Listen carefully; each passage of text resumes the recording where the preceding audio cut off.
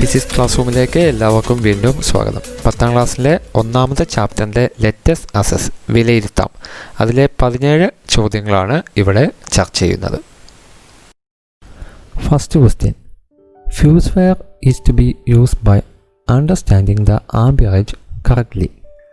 Right down the amperage of the fuse wires that are currently available in the market. Fuse wire കൃത്യമായ amperage മനസ്സിലാക്കി ഉപയോഗിക്കേണ്ടതാണ്. എന്തുകൊണ്ട്? ഇന്ന് മാർക്കറ്റിൽ ലഭ്യമാകുന്ന ഫ്യൂസ് വയറിൻ്റെ ആംബിയറേജുകൾ എഴുതുക. Fuse wire of suitable amperage should be selected. Amperage is the ratio of the power of an equipment to the voltage applied. Amperage increases with the thickness of the conductor. Thick wire takes more time to melt. Due to high current flow, the circuit may be damaged. If thin wire is used, resistance is increased and hence current is reduced. Amperage of available fuses are 0.1 ampere, 0.2 ampere, 0.5 ampere, 1.5 ampere, 3 ampere, 5 ampere, etc. അപ്പോൾ fuse wire എന്ന് പറയുന്നത് സ്യൂട്ടബിളായിട്ടുള്ള amperage fuse വയറിന് select ചെയ്യണം. Amperage എന്ന് പറഞ്ഞാൽ ratio of power of an equipment to voltage. ഒരു എക്യുപ്മെൻറ്റിൻ്റെ അപ്ലൈ ചെയ്തിരിക്കുന്ന വോൾട്ടേജും അതിൻ്റെ പവറും തമ്മിലുള്ള റേഷ്യോ അനുപാതമാണ് നമ്മൾ ആംബിയറേജ് എന്ന് പറയുന്നത്. അങ്ങനെയാണെങ്കിൽ തിക്നെസ് ഓഫ് ദ കണ്ടക്ടർ, ഒരു ചാലകത്തിൻ്റെ കനം വർദ്ധിക്കുകയാണെങ്കിൽ ആംബിയറേജ് വർദ്ധിക്കുന്നു. അതേപോലെ തന്നെ thick wire takes more time to melt. കട്ടി കൂടിയ ചാലക കമ്പികളാണെങ്കിൽ കൂടുതൽ സമയമെടുക്കുന്നു, ഉരുകാൻ വേണ്ടി കൂടുതൽ സമയമെടുക്കുന്നു. Due to high current flow the circuit may be damage. അപ്പോൾ അങ്ങനെയാണെങ്കിൽ സർക്യൂട്ട് ഡാമേജ്, കൂടുതൽ കറണ്ട് ഒഴുകുന്നത് കൊണ്ട് സർക്യൂട്ട് ഡാമേജ് സംഭവിക്കാൻ സാധ്യതയുണ്ട്. If thin wire is used, resistance is increased and hence current is reduced. കനം കുറഞ്ഞ വയറാണ് ഉപയോഗിക്കുന്നതെങ്കിൽ നമുക്ക് റെസിസ്റ്റൻസ് പ്രതിരോധം കൂട്ടാനും അതുപോലെ തന്നെ കറണ്ട് കുറയ്ക്കാനും സാധിക്കും. അപ്പോൾ ഇങ്ങനെയാണ് നമ്മൾ ഫ്യൂസ് വയർ സെലക്ട് ചെയ്യേണ്ടത്, അതിൻ്റെ ആംബിയറേജ് കണക്കാക്കേണ്ടത്. ആംബിയറേജ് ഇപ്പോൾ നിലവിൽ അവൈലബിൾ ആയിട്ടുള്ള ഫ്യൂസിൻ്റെ ആംബിയറേജ് എന്ന് പറഞ്ഞു കഴിഞ്ഞാൽ 0.1, 0.2, 0.5, 1.5, 3 ആംബിയർ, 5 ആംബിയർ അങ്ങനെയാണ്. പക്ഷേ ഇപ്പോൾ നമ്മുടെ ഈ ആധുനിക കാലത്ത് ഇലക്ട്രോണിക് ഡിവൈസുകളിൽ അതിൻ്റെ പവറും അതുപോലെ തന്നെ വോൾട്ടേജും കണക്കാക്കിക്കൊണ്ട് ഇതിന് ഇടയിലുള്ള റേഞ്ചിലുള്ള ഫ്യൂസുകളും ഇപ്പോൾ അവൈലബിൾ ആണ്. അപ്പോൾ സാധാരണ നമ്മൾ ഗാർഹിക സർക്യൂട്ടുകൾക്ക് വീട്ടിലുള്ള ആവശ്യങ്ങൾക്കുള്ള സർക്യൂട്ടുകൾക്ക് നമ്മൾ ഇതേപോലെ 1.5, 3, 5 അതേപോലെ തന്നെ 12, 16 ആംബിയറേജ് ഒക്കെയുള്ള ഫ്യൂസുകൾ ഇപ്പോൾ അവൈലബിൾ ആണ്. അതല്ലാതെ ഇലക്ട്രോണിക് ഡിവൈസുകളിൽ ചെറിയ റേഞ്ചിലുള്ള ഫ്യൂസുകളും അവൈലബിൾ ആണ്. Second question, 0.5 ampere current flows through an electric heating device connected to 230 volt supply. 230 voltage സപ്ലൈയുമായി ഒരു താപന ഉപകരണം ബന്ധിപ്പിച്ചപ്പോൾ സർക്യൂട്ടിലൂടെ 0.5 ആംപെയർ കറണ്ട് പ്രവഹിക്കുന്നു എങ്കിൽ സർക്യൂട്ടിലൂടെ 5 മിനിറ്റിൽ പ്രവഹിക്കുന്ന വൈദ്യുത ചാർജിൻ്റെ അളവ് തന്നിരിക്കുന്നവയിൽ എത്രയാണ്? The quantity of charge that flows through the circuit in 5 minutes is First one 5 coulomb, second one 15 coulomb, third one 150 coulomb, last one 1500 coulomb. നമ്മുടെ കയ്യിലുള്ള equation Q is equal to I T ആണ്. is equal to I 0.5 ampere ആണ് into time 5 minute ആണ് പറഞ്ഞത്. So 5 into 60 is equal to 0.5 into 5 into 60 150 coulomb. അടുത്ത ചോദ്യം, സർക്യൂട്ടിൻ്റെ പ്രതിരോധം എത്ര? How much is the resistance of the circuit? Resistance കാണാനുള്ള equation R is equal to V by I ആണ്. V 230 എന്ന് തന്നിട്ടുണ്ട് ക്വസ്റ്റ്യനിൽ, I 0.5 എന്നും തന്നിട്ടുണ്ട്. So 230 divided by 0.5 is equal to 460 ohm. അടുത്ത ചോദ്യം, സർക്യൂട്ടിലൂടെ 5 മിനിറ്റ് വൈദ്യുതി ഒഴുകിയാൽ ഉൽപ്പാദിപ്പിക്കപ്പെടുന്ന താപത്തിൻ്റെ അളവ് കണക്കാക്കുക. Calculate the quantity of heat generated when current flows in the circuit for 5 minutes. Equation H is equal to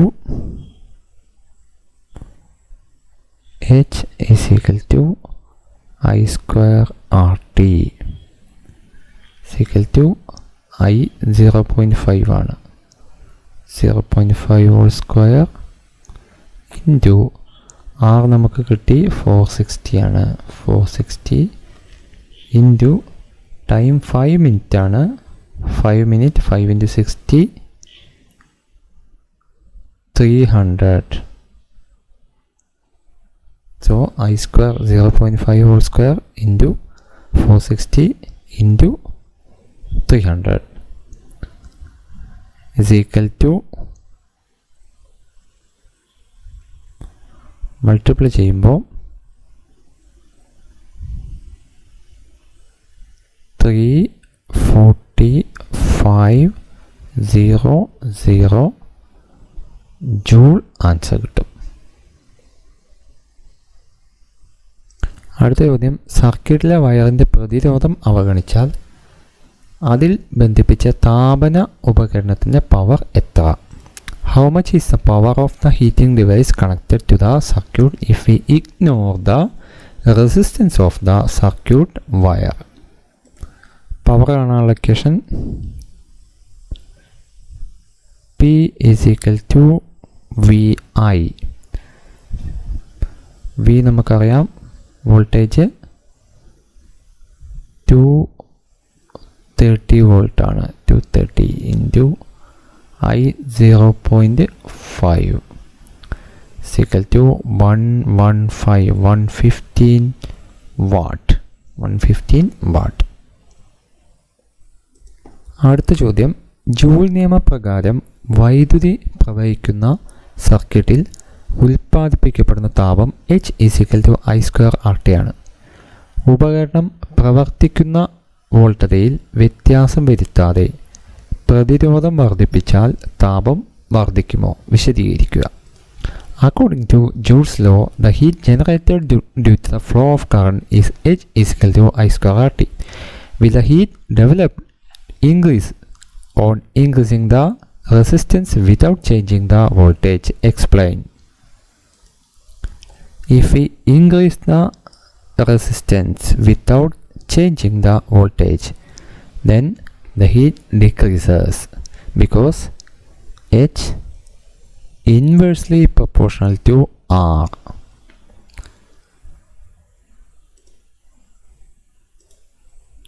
അതായത് വോൾട്ടേജ് വ്യത്യാസപ്പെടുത്താതെ പ്രതിരോധം വർദ്ധിപ്പിക്കുകയാണെങ്കിൽ ഹീറ്റ് കുറയുകയാണ് ചെയ്യുക. കാരണം ഹീറ്റ് എന്ന് പറയുന്നത് വിപരീത അനുപാതത്തിലാണ്, പ്രതിരോധവുമായി വിപരീത അനുപാതത്തിലാണ്. അതുകൊണ്ട് പ്രതിരോധം വർദ്ധിപ്പിക്കുകയാണെങ്കിൽ താപം കുറയുന്നു. അതായത് വോൾട്ടേജിൻ്റെ കേസ് അവിടെ പറയുന്നുണ്ട്, വോൾട്ടേജിൽ മാറ്റമില്ലാതെ എന്ന് പറയുന്നതുകൊണ്ട്. അല്ലെങ്കിൽ നമുക്കറിയാം ഓംസ് ലോ അനുസരിച്ച് എന്താ സംഭവിക്കുക എന്നുള്ളത് നമുക്കറിയാം. V/R ആണ് റേഷ്യോ.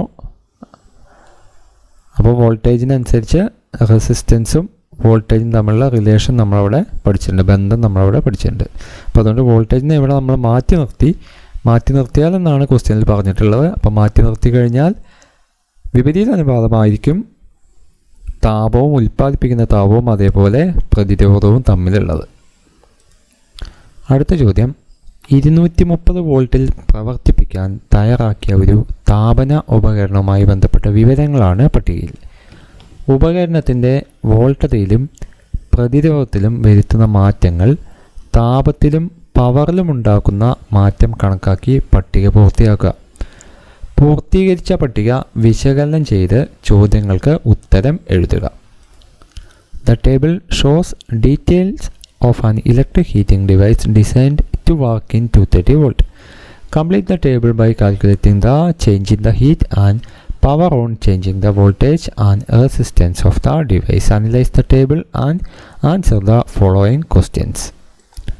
ഇവിടെ ടേബിളിൽ ഫസ്റ്റ് വൺ ഓപ്പറേറ്റിംഗ് വോൾട്ടേജ് ആണ്, സെക്കൻഡ് വൺ റെസിസ്റ്റൻസ് ആണ്, third one I voltage divide by R current flowing കറണ്ടാണ്, നെക്സ്റ്റ് വൺ ഹീറ്റ് ആണ്, അത് കഴിഞ്ഞതിന് ശേഷം power given by the device, last reason for the change in power എന്ന് പറയുന്നുണ്ട്. അപ്പം ഫസ്റ്റ് വൺ ഇവിടെ ഫില്ലപ്പ് ചെയ്ത് കൊടുത്തിട്ടുണ്ട്, 230 volt operating voltage. Second column resistance ആണ് 57.5 എന്ന് തന്നിട്ടുണ്ട്. തേർഡ് വൺ I ആണ് കാണാൻ പറഞ്ഞത്, I V/R ആണ്, V 230 divide by R 57.5 4 ampere കിട്ടും. നെക്സ്റ്റ് IVT ആണ്, I ഉണ്ട് ഇവിടെ, വിയും. അതേപോലെ ടൈം എന്ന് പറയുന്നത് ക്വസ്റ്റ്യനിൽ ടൈം തന്നിട്ടുണ്ട്. Table shows device designed to work in 230. Complete the table by calculating the change in the heat, power on changing the voltage and resistance of the. Analyze the table and answer the following questions. Okay, time heat generated per second എന്നാണ് പറഞ്ഞിട്ടുള്ളത്. അപ്പോൾ time 1 സെക്കൻഡാണ് എടുത്താൽ മതി. Okay, അപ്പോൾ അങ്ങനെയാണെങ്കിൽ V 230 volt, okay, I 4 ampere, 230 into 4 അപ്പോൾ 920, time 1 second, 920 joule. Okay, then next one പവറാണ് കാണാൻ പറഞ്ഞത്, പവർ VI ആണ്. അപ്പോൾ പവറും നമുക്ക് സെയിം 920 വാട്ട് കിട്ടും. ഓക്കെ, അടുത്തത് കറണ്ട് V/R ആണ് കാണേണ്ടത്. അപ്പോൾ V/R 230 ഡിവൈഡ് ബൈ 115 2 ആംപിയർ കിട്ടും, 2 ആംപിയർ. ഓക്കെ, അപ്പോൾ അങ്ങനെയാണെങ്കിൽ ഹീറ്റ് ജനറേറ്റഡ് 2 into 230 IVT ആണ്. 2 into 230 460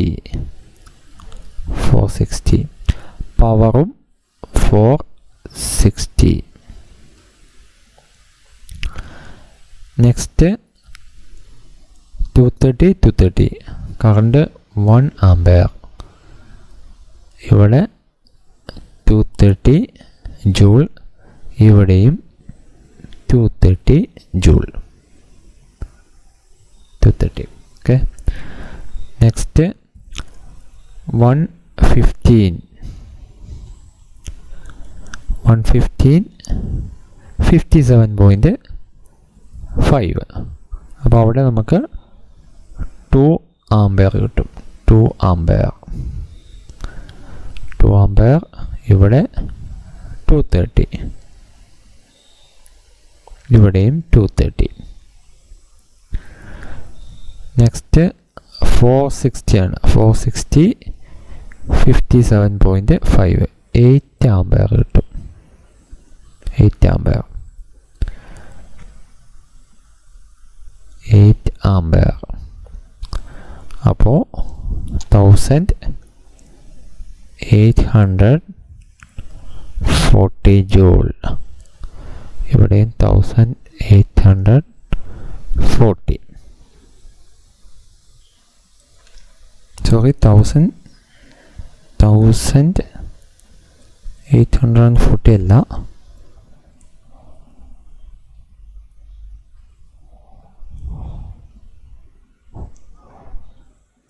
3680 ആണ്.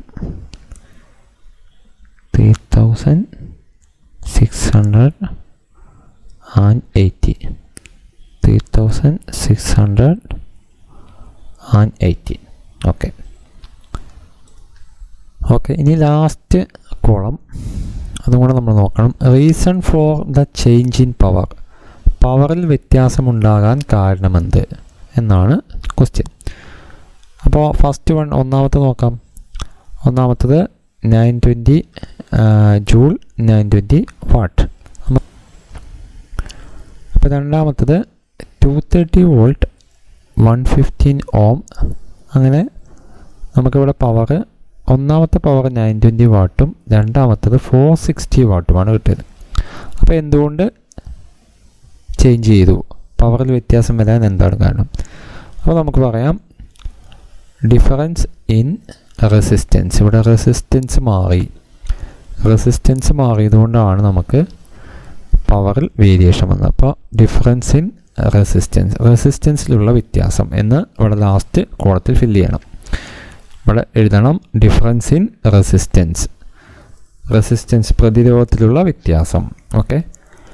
അടുത്തതിലേക്ക് പോകുമ്പോൾ ഇവിടെ നോക്കൂ, അടുത്തതിലേക്ക് പോകുമ്പോൾ 230 ആയി മാറി, വീണ്ടും വ്യത്യാസം വന്നു. ആ വ്യത്യാസം ഉണ്ടാവാനുള്ള കാരണവും സെയിമാണ്. എന്ത് വന്നു? വീണ്ടും ഇവിടെ പ്രതിരോധത്തിൽ റെസിസ്റ്റൻസിൽ വ്യത്യാസം വന്നു. അപ്പോൾ ഇവിടെ വീണ്ടും നമുക്ക് എഴുതാം ഡിഫറൻസ് ഇൻ റെസിസ്റ്റൻസ്. ഇവിടെ ഡിഫറൻസ് ഇൻ റെസിസ്റ്റൻസ്, അതായത് പ്രതിരോധത്തിലുള്ള വ്യത്യാസം. ഓക്കെ. അടുത്ത കേസിൽ 230 ആണ്, മാറ്റമില്ല അല്ലേ? കറണ്ട് അവിടെ മാറിയിട്ടുണ്ട്, പക്ഷേ ഇവിടെ പ്രതിരോധം വ്യത്യാസമല്ല. അപ്പോൾ ഇവിടെ 230 വരാനുള്ള കാരണം വോൾട്ടേജിലുള്ള വ്യത്യാസമാണ്. വോൾട്ടേജ് മാറി. വോൾട്ടേജ് കാരണം റെസിസ്റ്റൻസ് സെയിം ആണ്. ഇവിടെ റെസിസ്റ്റൻസ് 57.5 ഓം എന്നുള്ളത് ഇവിടെയും 57.5 ആണ്. അപ്പോൾ റെസിസ്റ്റൻസ് മാറിയിട്ടില്ല. റെസിസ്റ്റൻസ് മാറാതെ എന്തുകൊണ്ട് ഇവിടെ 920 വാട്ട് എന്നുള്ളത് 230 വാട്ടായി മാറി എന്ന് ചോദിച്ചു കഴിഞ്ഞാൽ ഇവിടെ ആൻസർ വോൾട്ടേജിലുള്ള വ്യത്യാസമാണ്, ഡിഫറൻസ് ഇൻ വോൾട്ടേജ്. ഇവിടെ എന്തുകൊണ്ട് 230 വാട്ടായി മാറി എന്ന് ചോദിച്ചു കഴിഞ്ഞാൽ അതിനുള്ള ആൻസർ ഇവിടെ റെസിസ്റ്റൻസിലുള്ള വ്യത്യാസം എന്നാണ്, ഡിഫറൻസ് ഇൻ റെസിസ്റ്റൻസ്. ഓക്കെ. ഇവിടെ രണ്ടും സെയിം ആൻസറാണ്, 230 വാട്ടാണ്. ഇവിടെ 230 കിട്ടാനുള്ള കാരണം റെസിസ്റ്റൻസ് മാറി, ഡിഫറൻസ് ഇൻ റെസിസ്റ്റൻസ്. ഇവിടെ 230 കിട്ടാനുള്ള കാരണം വോൾട്ടേജ് മാറി, difference in voltage. Okay. Last one നോക്കൂ, 3680. അപ്പോൾ എന്തുകൊണ്ട് ഇത് മാറി? ഇവിടെയും നോക്കൂ, ഇവിടെ എന്ത് സെയിമാണ്? റെസിസ്റ്റൻസ് സെയിമാണ് അല്ലേ? സെയിമാണ്. അപ്പോൾ ഇവിടെയും എന്ത് മാറി? വോൾട്ടേജ് മാറി. ഓക്കെ. അപ്പോൾ ഇത് രണ്ടും ഡിഫറൻസ് ഇൻ വോൾട്ടേജ് എന്ന് എഴുതുക. ഓക്കെ. ഇനി ചോദ്യങ്ങൾ എങ്ങനെയാണ്? ഉപകരണം പ്രവർത്തിപ്പിക്കുന്ന വോൾട്ടത അതിൻ്റെ പവറിനെ എങ്ങനെ സ്വാധീനിക്കുന്നു? How does the voltage under which A device works affect the functioning? അപ്പോൾ നമ്മൾ ഇവിടെ ഫില്ലപ്പ് ചെയ്തത് വെച്ചിട്ട് നമുക്ക് പറയാം വോൾട്ടേജ് കൂടിക്കഴിഞ്ഞപ്പോൾ എന്ത് സംഭവിച്ചു? പവർ എന്ത് സംഭവിച്ചു? വോൾട്ടേജ് കുറഞ്ഞപ്പോൾ പവർ എന്ത് സംഭവിച്ചു? നമുക്ക് എഴുതാം voltage increases the power also increases. If the voltage decreases the power also decreases. അതായത് വോൾട്ടേജ് കൂടുകയാണെങ്കിൽ പവർ കൂടുകയും വോൾട്ടേജ് കുറയുകയാണെങ്കിൽ പവർ കുറയുകയും ചെയ്യുന്നു. അടുത്ത question, what change happens to power on increasing the resistance without changing the voltage? ഉപകരണത്തിൻ്റെ പ്രവർത്തന വോൾട്ടതയിൽ മാറ്റം വരുത്താതെ പ്രതിരോധം വർദ്ധിപ്പിച്ചാൽ പവറിന് എന്ത് മാറ്റമുണ്ടാകും? നമുക്ക് പറയാം പവർ ഡിക്രീസസ്, പവർ കുറയുന്നു, power decreases. Next question, what change to be brought about in the construction of the household heating devices in order to increase their power? വീട്ടാവശ്യത്തിന് ഉപയോഗിക്കുന്ന താപന ഉപകരണങ്ങളിൽ ഗാർഹിക ആവശ്യമെന്ന് പറയുമ്പോൾ നമുക്കറിയാം നമ്മുടെ വീടുകളിലേക്ക് 230 വോൾട്ട് 230 വോൾട്ടാണ് ഗാർഹിക ആവശ്യങ്ങൾക്ക് നമ്മുടെ വീട്ടിലേക്ക് എത്തുന്നത്. അങ്ങനെയുള്ള ആവശ്യത്തിന് ഉപയോഗിക്കുന്ന താപന ഉപകരണങ്ങളിൽ പവർ വർദ്ധിപ്പിക്കുന്നതിനായി നിർമ്മാണത്തിൽ വരുത്തേണ്ട മാറ്റം എന്ത്? വരുത്തേണ്ട മാറ്റം എന്ന് പറഞ്ഞാൽ use the square of small length, നീളം കുറഞ്ഞ കനം കൂടിയ ചാലക കമ്പികൾ ഉപയോഗിക്കുക. അപ്പം അങ്ങനെയാണെങ്കിൽ നമുക്ക് പവർ ഹീറ്റിംഗ് ഡിവൈസുകളിൽ പവർ കൂട്ടാൻ സാധിക്കും. അടുത്തതും 5th ക്വസ്റ്റ്യനും ഒരു ടേബിളാണ്. Complete the table based on the amperage of the fuse wire. അത് ഫില്ലപ്പ് ചെയ്യാൻ വേണ്ടിയാണ് പറയുന്നത്. First one electrical device, water heater, operating voltage 230 volt, complete voltage 230 തന്നെയാണ്. കാരണം ഗാർഹിക ആവശ്യങ്ങൾക്ക് വീട്ടാവശ്യങ്ങൾക്ക് നമുക്ക് ഹൗസ് ഹോൾഡ് സർക്യൂട്ടിൽ വോൾട്ടേജ് എന്ന് പറയുന്നത് 230 ആണ്. അപ്പോൾ ഇതിൽ പറയുന്ന വാട്ടർ ഹീറ്ററും എയർ കണ്ടീഷനും ടെലിവിഷനും കമ്പ്യൂട്ടറും എല്ലാം 230 വോൾട്ടിൽ തന്നെയാണ്. പവർ ഓഫ് ദ ഡിവൈസ് അത് വ്യത്യാസമുണ്ട്. ആദ്യത്തെ water heater 4370 watt. Then current കാണാൻ പറയുന്നുണ്ട്. കറണ്ടിൻ്റെ ഇക്വേഷൻ അതും ഇവിടെ പറയുന്നുണ്ട്. Current I P/V. Okay, power divide by voltage. കാരണം പവറിൻ്റെ ഇക്വേഷൻ P IV ആണ്. അപ്പോൾ അതിൽ നിന്നും I P/V. ഓക്കെ, അങ്ങനെ 19 ആംപിയർ ഓൾറെഡി അതിൽ കാൽക്കുലേറ്റ് ചെയ്ത് എഴുതിയിട്ടുണ്ട്. ദെൻ ആംപിയർ, അങ്ങനെ 19 ആംപിയറേജ് ആണ് കിട്ടുന്നതെങ്കിൽ 19 ആംപിയർ ആണ് കിട്ടുന്നതെങ്കിൽ ആംപിയറേജ് ഓഫ് ഫ്യൂസ് വയർ നമ്മൾ റൗണ്ട് ചെയ്തിട്ട് 20 ആംപിയർ ആണ് നമുക്ക് ആംപിയറേജ് കണക്കാക്കാൻ പറ്റും. Okay, then next one air conditioner 230 വോൾട്ടാണ്. പവർ എത്രയാണെന്ന് അറിയില്ല. കറണ്ട് തന്നിട്ടുണ്ട് 14.5 ആംപിയർ. അപ്പോൾ നമുക്ക് നമ്മുടെ ഇക്വേഷനിൽ നിന്ന് നമുക്ക് എന്ത് കാണാം? പവർ കാണാം. കാരണം P V × I ആണ്. അപ്പോൾ 230 × 14.5 ആംപിയർ. ഇവിടെ നമുക്ക് 3335 ആൻസർ കിട്ടും. 3335 വാട്ട് ടൈമാണ് കിട്ടുക. ഇനി ഇവിടെയും അതേപോലെ തന്നെ ആംപിയറേജ് നമുക്ക് റൗണ്ട് ചെയ്തെഴുതാം 15 ആംപിയർ. ഓക്കെ, അടുത്ത ഇതുപോലെ തന്നെ ടെലിവിഷൻ I ആണ് കാണാൻ പറഞ്ഞത്. I P/V. പവർ 57.5 വാട്ടാണ്. Voltage 230 volt. അപ്പോൾ പവറിനെ വോൾട്ടേജ് കൊണ്ട് നമ്മൾ ഡിവൈഡ് ചെയ്യണം. അപ്പോൾ 57.5 ഡിവൈഡ് ബൈ 230 വോൾട്ട്. നമുക്ക് ഡിവൈഡ് ചെയ്യുമ്പോൾ 0.25 ആംപിയർ കിട്ടുന്നു. 0.25 ആംപിയർ കറണ്ട് കിട്ടി.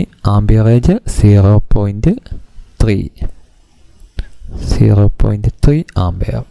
ഓക്കെ, ദെൻ ലാസ്റ്റ് വൺ കമ്പ്യൂട്ടറാണ്. കമ്പ്യൂട്ടർ അല്ലെങ്കിൽ laptop. Operating voltage 230 volt. Power of the device P. അതും ഇതേപോലെ തന്നെ നമ്മൾ എന്ത് ചെയ്യണം? പവർ കാണണം. പവർ VI ആണ്. വോൾട്ടേജിനെ കറണ്ട് കൊണ്ട് മൾട്ടിപ്ലൈ ചെയ്യാം. മൾട്ടിപ്ലൈ ചെയ്യുമ്പോൾ നമുക്ക് 28.75 വാട്ട് ആൻസർ കിട്ടും. ഇനി ആംപിയറേജ് ഓഫ് ഫ്യൂസ് വയർ നമ്മൾ റൗണ്ട് ചെയ്ത് എഴുതും. 0.2 ആംപിയർ.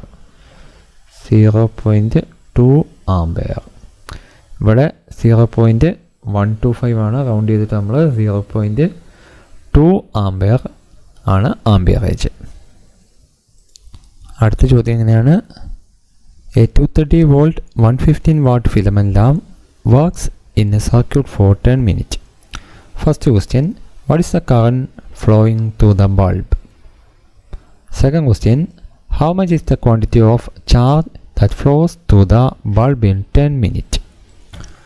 അതായത് പ്രവർത്തന വോൾട്ടത 230 വോൾട്ട് ആയ ഒരു വൈദ്യുത ഉപകരണത്തിൽ ഘടിപ്പിച്ചിരിക്കുന്ന ഫ്യൂസ് 2.2 ആംപിയറേജിൻ്റെ ആണ് എങ്കിൽ ഉപകരണത്തിൻ്റെ പവർ എത്രയാണ്? ഇവിടെ ഓപ്ഷൻസ് വന്നിട്ടുണ്ട്. Less than 300 watt, 300 watt to 500 watt, between 500 watt and 510 watt, more than 510 watt.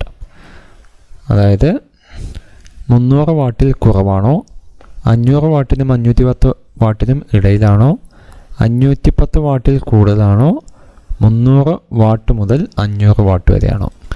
നമുക്കിവിടെ വോൾട്ടേജും കറണ്ടും തന്നിട്ടുണ്ട്. അതുകൊണ്ട് നമുക്ക് ഇക്വേഷൻ നമുക്കറിയാം. പവർ P = VI ആണ്. =230 × 2.2 506 വാട്ട് നമുക്ക് ആൻസർ കിട്ടും. അപ്പോൾ 506 വാട്ടാണ് ആൻസർ കിട്ടുക. അപ്പോൾ 506 വാട്ടാകുമ്പോൾ നമുക്ക് ഇതാണ് correct answer. Between 500 what and 510 what, അതായത് 500 വാട്ടിനും 510 വാട്ടിനും ഇടയിൽ. അടുത്ത ക്വസ്റ്റ്യൻ.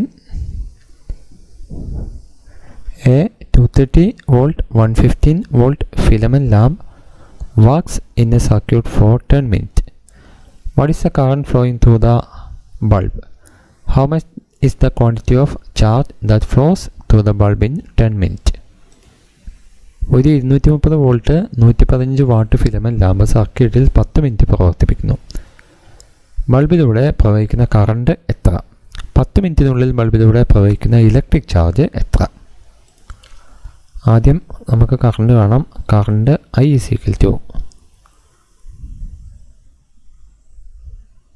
P/V = 115 / 230 = 0.5 ampere. ഇപ്പോൾ കറണ്ട് കിട്ടി. I = P/V, 115 വാട്ടാണ് പവർ, ഡിവൈഡ് ബൈ 230 വോൾട്ടാണ് വോൾട്ടേജ്, =0.5 ആംപെയർ. അടുത്തത് നമ്മളോട് പറഞ്ഞിട്ടുള്ള ചാർജാണ് കാണാൻ പറഞ്ഞിട്ടുള്ളത്. Charge Q = IT.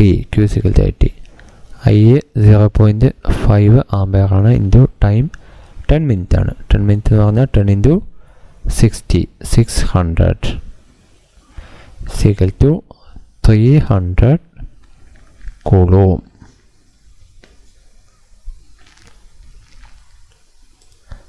അടുത്ത ചോദ്യം.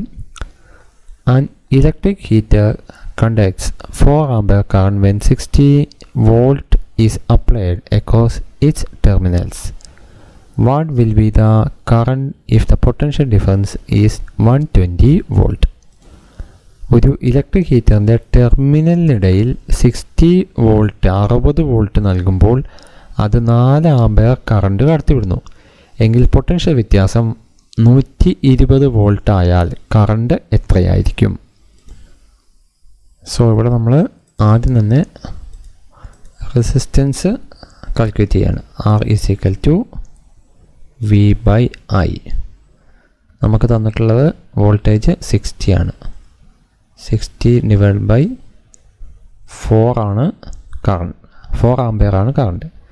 R = V/I, 60/4 = 15 ഓം റെസിസ്റ്റൻസ് നമുക്ക് കിട്ടും. 15 ഓം.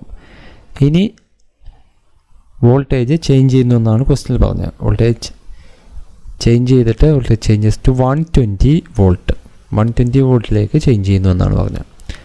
അപ്പോൾ 120 വോൾട്ടിലേക്ക് ചേഞ്ച് ചെയ്യുമ്പോൾ കറണ്ട് എത്രയായിരിക്കും? അതാണ് സെക്കൻഡ് പാർട്ട്, ക്വസ്റ്റ്യൻ്റെ സെക്കൻഡ് പാർട്ട്. ഓക്കെ, അപ്പോൾ അങ്ങനെയാണെങ്കിൽ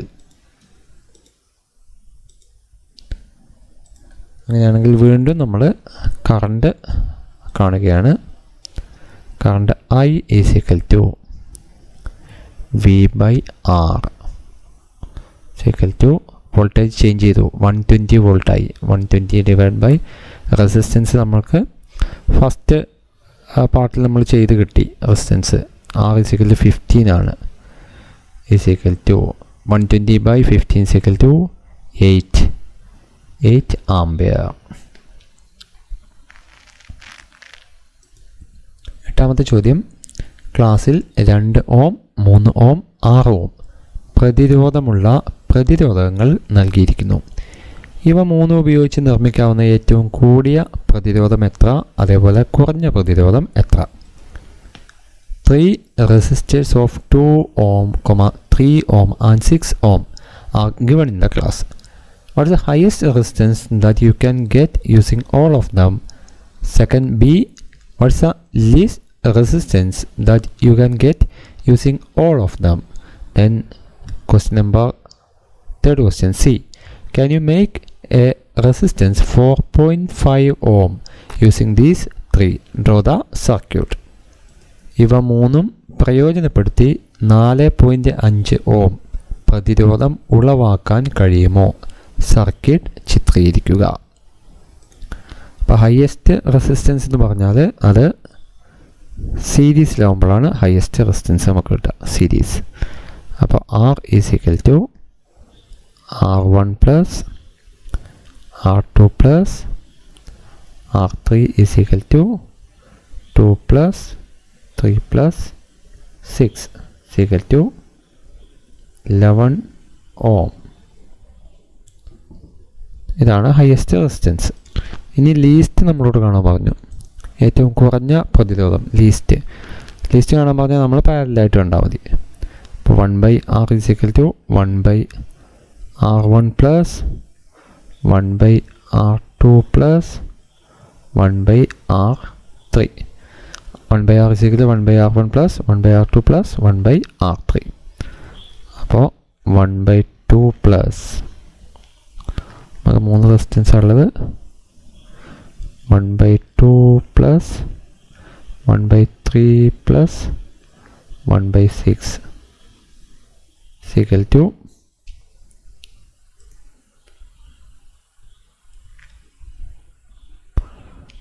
6 3 plus 2 plus 1 3 plus 2 plus 1.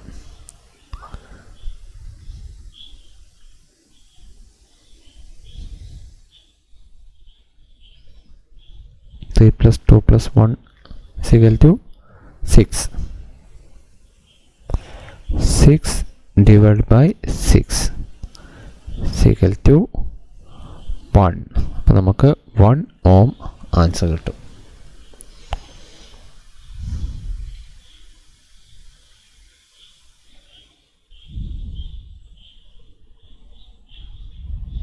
Okay, 1 ഓം ആണ് ആൻസർ. ഇനി 4.5 കിട്ടാനുള്ള സർക്യൂട്ടാണ്.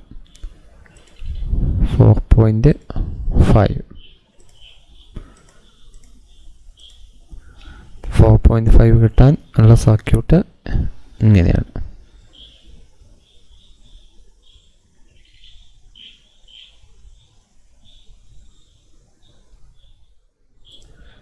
ഇവിടെ 3 ഓം, ഇവിടെ 6, ഇവിടെ 2. അപ്പോൾ ഈ അറേഞ്ച്മെൻറ്റ് ഇത് പാരലാണ്. ഈ പാരലിൽ നമുക്ക് 1.5 ആണ് ആൻസർ കിട്ടുക, അതായത് 1/6 പ്ലസ് 1/2. അത് ചെയ്യുമ്പോൾ 1.5 കിട്ടും. 1/6 പ്ലസ് 1/2 അത് 1/R. R is equal to നമുക്ക് അവിടെ 1.5 കിട്ടും. അപ്പോൾ ഈ 1.5ഉം അതുപോലെ തന്നെ ഈ 3യും ഈ 1.5ഉം പിന്നെ സീരീസാണ്. അപ്പോൾ അത് രണ്ടും കൂടെ ആഡ് ചെയ്യുമ്പോൾ നമുക്ക് 3 പ്ലസ് 1.5 4.5 ആൻസർ കിട്ടും.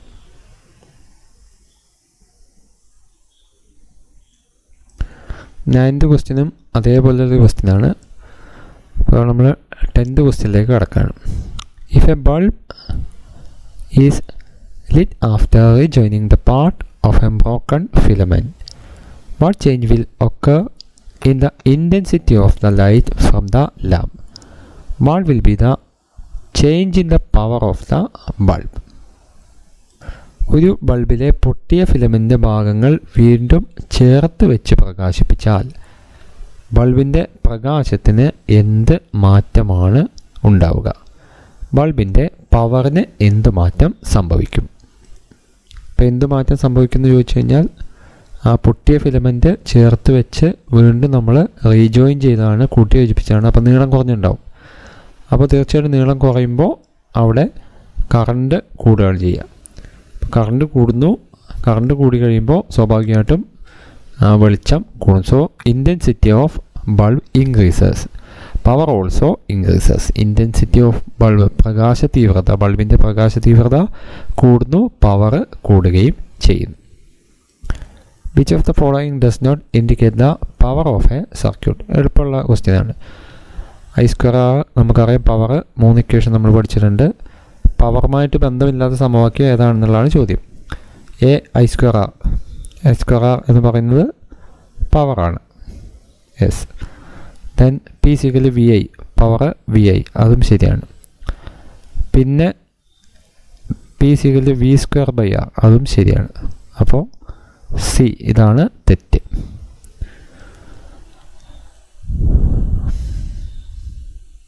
So which of the following does not indicate? C is the answer. Next question. How much will be the power of a 220 volt 100 watt electric bulb working at 110 volt? ഇതിന് മുമ്പ് നമ്മൾ ചെയ്തിട്ടുണ്ട്. അതായത് voltage മാറ്റിക്കഴിഞ്ഞാൽ, voltage change ചെയ്ത് കഴിഞ്ഞാൽ പവറിലുണ്ടാകുന്ന മാറ്റം എത്ര എന്നുള്ളത്. അപ്പോൾ ഇവിടെ തന്നിട്ടുള്ളത് 220 വോൾട്ടും 100 വാട്ട് പവറുമാണ് ആദ്യമുള്ളത്. നമുക്ക് ചെയ്ത് നോക്കാം. ഇതാണ് ചോദ്യം. 220 വോൾട്ട് 100 വാട്ട് എന്ന് രേഖപ്പെടുത്തിയ ഒരു ഇലക്ട്രിക് ബൾബ് 110 വോൾട്ടിൽ പ്രവർത്തിപ്പിക്കുമ്പോൾ അതിൻ്റെ പവർ എത്രയായിരിക്കും? അപ്പോൾ ഫസ്റ്റ് വോൾട്ടേജ് 220 വോൾട്ട്, 220 വോൾട്ട്, അതേപോലെ power 100 what, power 100 what, 100 what. Okay. അപ്പോൾ വിയും തന്നിട്ടുണ്ട്, അതേപോലെ തന്നെ പവർ പിയും തന്നിട്ടുണ്ട്. അപ്പോൾ നമുക്ക് റെസിസ്റ്റൻസ് R കാണാം. പവർ P = V²R ആണ്. So R = V² / P V², 220 × 220, 220 whole square divided by 100. നമുക്ക് 220 whole square 48400 കിട്ടും. 48400 divided by 100 = 484 ഓം. അപ്പോൾ റെസിസ്റ്റൻസ് നമുക്ക് കിട്ടി. ഇനി വോൾട്ടേജ് 110 ആയിട്ട് ചേഞ്ച് ചെയ്യുമ്പോൾ പവർ, ചേഞ്ച് ഇൻ പവർ എത്രയാണെന്നാണ് ചോദിച്ചത്. പുതിയ പവർ മാറിക്കഴിയുമ്പോൾ, വോൾട്ടേജ് മാറിക്കഴിയുമ്പോൾ പവർ എത്രയാണ്? അപ്പോൾ വീണ്ടും നമ്മൾ പവറിൻ്റെ ഇക്വേഷൻ വീണ്ടും എഴുതുന്നു. P = V²/R = 110 whole square divided by 484 = 12100 divided by 484. നമുക്ക് ഡിവൈഡ് ചെയ്ത് കഴിയുമ്പോൾ answer 12100 divided by 484 = 25 what answer കിട്ടും. 25 what. Next question. Which of the following should be connected in parallel to a device in a circuit? Voltmeter, ammeter, galvanometer. ചുവടെ നൽകിയിരിക്കുന്ന ഉപകരണങ്ങളിൽ ഒരു സർക്യൂട്ടിലെ ഉപകരണത്തിന് സമാന്തരമായി ഘടിപ്പിക്കേണ്ടത്. അപ്പോൾ എപ്പോഴും സമാന്തരമായി ഘടിപ്പിക്കുന്നത് വോൾട്ട് മീറ്ററും പാരലായിട്ട് ഘടിപ്പിക്കുന്നത് അമ്മീറ്ററുമാണ്. അപ്പോൾ സമാന്തരമായിട്ട് ഘടിപ്പിക്കുന്നത് ഏതാണ് ചോദിച്ചു കഴിഞ്ഞാൽ നമുക്ക് ഇവിടെ പറയാൻ പറ്റും വോൾട്ട് മീറ്ററാണ് സമാന്തരമായിട്ട് നമ്മൾ സർക്യൂട്ടിൽ ഘടിപ്പിക്കുന്നത്. Next question. ഒരു 12 വോൾട്ട് ബാറ്ററി പ്രതിരോധകവുമായി ബന്ധിപ്പിച്ചപ്പോൾ അതിലൂടെ 2.5 മില്ലി ആംപിയർ കറണ്ട് പ്രവഹിച്ചു എങ്കിൽ ബന്ധിപ്പിച്ച പ്രതിരോധകത്തിൻ്റെ പ്രതിരോധം എത്രയാണ്? When a 12 volt battery is connected to a resistor, 2.5 milliampere current flows through the circuit.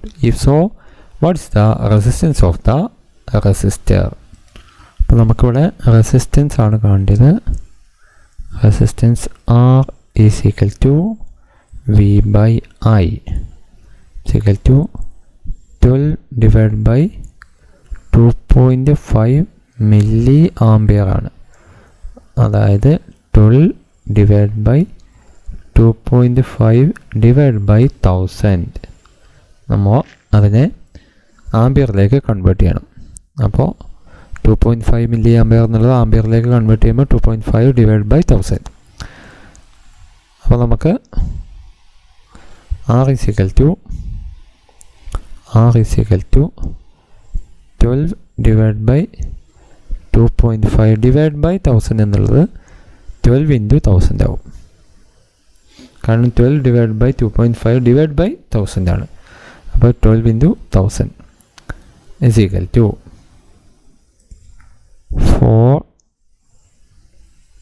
4800 ohm answer കിട്ടും ഡിവൈഡ് ചെയ്യുമ്പോൾ. അടുത്ത ക്വസ്റ്റ്യൻ, ഒരു 9 volt ബാറ്ററിയുമായി 0.2 Om, 0.3 Om, 0.4 Om, 0.5 Om, 12 ohm and 12 ഓം എന്നീ റെസിസ്റ്ററുകൾ സമാന്തരമായി ബന്ധിപ്പിച്ചാൽ 12 ഓം പ്രതിരോധത്തിലൂടെ പ്രവഹിക്കുന്ന കറണ്ട് എത്രയായിരിക്കും? If 0.2 ohm, 0.3 ohm, 0.4 ohm, 0.5 ohm and 12 ohm resistors are connected to a 9 volt battery in parallel, what will be the current through the 12 ohm resistor? അപ്പോൾ ഇവിടെ നമ്മൾ ശ്രദ്ധിക്കുക, ഇത്രയും കാര്യങ്ങൾ ബന്ധിപ്പിച്ചിരിക്കുന്നത്, കണക്ട് ചെയ്തിട്ടുള്ളത് in parallel. They are in resistors are connected in parallel. Parallel ആണ്. അപ്പോൾ പാരലൽ ആകുമ്പോൾ 9 വോൾട്ട് എന്ന് പറയുന്നത് തന്നെയാണ് ഈ 0.2ലേക്കും 0.3ലേക്കും 0.4ലേക്കും 0.5ലേക്കും 12 ഓം റെസിസ്റ്റൻസിലേക്കും ഒക്കെ എത്തുന്നത് പാരലായതുകൊണ്ട്. അപ്പോൾ അതുകൊണ്ട് നമുക്ക് ആൻസർ കണ്ടെത്താൻ വളരെ എളുപ്പമാണ്. നമ്മളോട് കാണാൻ പറഞ്ഞിട്ടുള്ളത് 12 ഓമിൽ കൂടെയുള്ള കറണ്ട് എത്രയാണ്. കറണ്ട് കാണാനുള്ള ഇക്വേഷൻ നമുക്കറിയാം, I is equal to V by R, അതായത് 9/12. 12 ആണ് R, 9/12. 9/12 എന്ന് പറഞ്ഞാൽ 0.75. അപ്പോൾ answer 9 divide by 12 is equal to 0.75 ampere. 0.75 ampere ആണ് ആൻസർ. അടുത്ത question, how many resistors of 176 ohm should be connected in parallel to get 5 ampere current from 220 volt supply. അതായത് 220 volt സപ്ലൈയിൽ 5 ampere വൈദ്യുതി പ്രവഹിക്കുന്നതിന് 176 ഓം പ്രതിരോധമുള്ള എത്ര പ്രതിരോധങ്ങൾ സമാന്തരമായി ബന്ധിപ്പിക്കണം? അപ്പം നമ്മൾ ഇക്വേഷൻ, നമുക്ക് കറണ്ടാണ് കാണേണ്ടത്, I ആണ് കാണേണ്ടത്. I is equal to V by R. അപ്പോൾ I ഓൾറെഡി നമുക്ക് തന്നിട്ടുണ്ട്. 5 ആംപിയർ കിട്ടാൻ എത്ര റെസിസ്റ്റൻസ് വേണമെന്നുള്ളതാണ് ക്വസ്റ്റ്യൻ. അപ്പോൾ I 5 ആംപിയർ ആണ്. 5 ആംപിയർ കിട്ടാൻ വേണ്ടി എത്ര റെസിസ്റ്റൻസ് വേണം? അപ്പോൾ ഓൾറെഡി നമുക്ക് 5 is equal to V 220 ആണ്. 220 ഡിവൈഡ് ബൈ R 176 എത്ര എണ്ണം പാരലായിട്ട് വേണമെന്നുള്ളതാണ്. അപ്പോൾ നമുക്കറിയാം 1/176 പാരലാവുമ്പോൾ 1/176 പ്ലസ് 1/176 പ്ലസ് 1/176 അങ്ങനെ പോവാം. അപ്പോൾ 2 എണ്ണമാണ് പാരലെങ്കിൽ 2/176.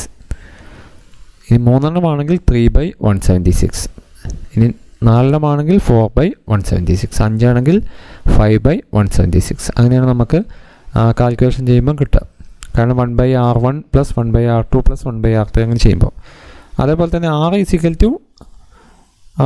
1/r = 2/176 ആണെങ്കിൽ r = 176/2 അങ്ങനെ വരിക. അപ്പോൾ ഇവിടെയും അതേപോലെ തന്നെ 176 എത്ര എണ്ണമുണ്ട് എന്നാണ് വരിക. 2 എണ്ണം ആണെങ്കിൽ 176/2. ഇനി 3 ആണെങ്കിൽ 176/3. 4 എണ്ണമാണെങ്കിൽ 176/4 അങ്ങനെ വരിക. അപ്പോൾ ഇവിടെ ഇങ്ങനെ വരുമ്പോൾ 220/176/n നമ്പർ. അപ്പോൾ വീണ്ടും /n 176/n ആണ് വരിക. അപ്പോൾ അതുകൊണ്ട് തന്നെ again 176/n എന്നുള്ളത് നമുക്കിവിടെ ഇൻറ്റു n എന്ന് കൊടുക്കാം. അപ്പോൾ എന്ത് കിട്ടും? 5 = 220/176 ഇൻറ്റു n. നമുക്ക് കാണേണ്ടത് എന്താണ്? n ആണ് കാണേണ്ടത്. സോ n =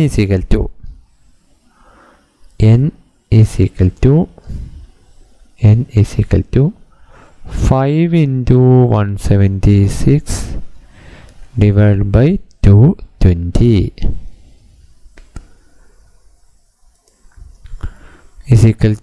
ഡിവൈഡ് ചെയ്യുമ്പോൾ നമുക്ക് മൾട്ടിപ്ലൈ ചെയ്ത് ഡിവൈഡ് ചെയ്യുമ്പോൾ നമുക്ക് ആൻസർ 4 എന്ന് കിട്ടും. അപ്പോൾ 4 നമ്പേഴ്സ്, 4 എണ്ണം. അപ്പോൾ 4 റെസിസ്റ്റേഴ്സാണ് വേണ്ടിയത്. നമ്മുടെ ലാസ്റ്റ് ക്വസ്റ്റ്യൻ, 3 പ്രതിരോധകങ്ങൾ ഏത് രീതിയിൽ ബന്ധിപ്പിച്ചാൽ 9 ohm to 4 ohm പ്രതിരോധം ലഭിക്കുക എന്ന് ചിത്രീകരിക്കുക. Depict a figure showing the arrangement of 3 resistors in a circuit to get an effective resistance of 9 ohm and 4 ohm. അപ്പോൾ 9 ohm കിട്ടാൻ 9 ohm കിട്ടാൻ നമ്മൾ ഈ രീതിയിൽ ബന്ധിപ്പിക്കുക.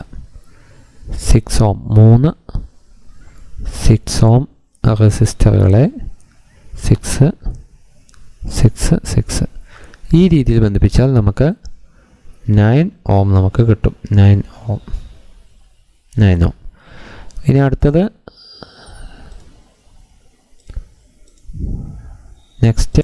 നെക്സ്റ്റ് അടുത്തത് 4 ohm ആണ് വേണ്ടിയത്. 4 ohm കിട്ടാൻ ഈ രീതിയിൽ കണക്ട് ചെയ്യാം.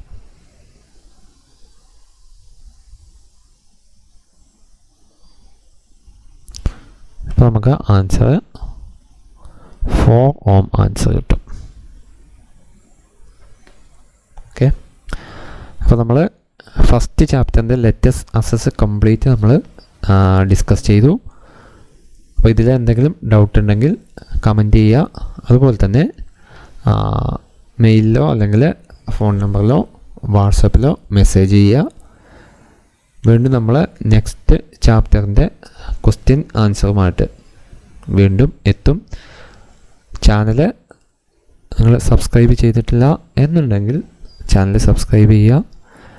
നമ്മൾ വീണ്ടും അടുത്ത ചാപ്റ്ററുമായിട്ട് വീണ്ടും കാണാം.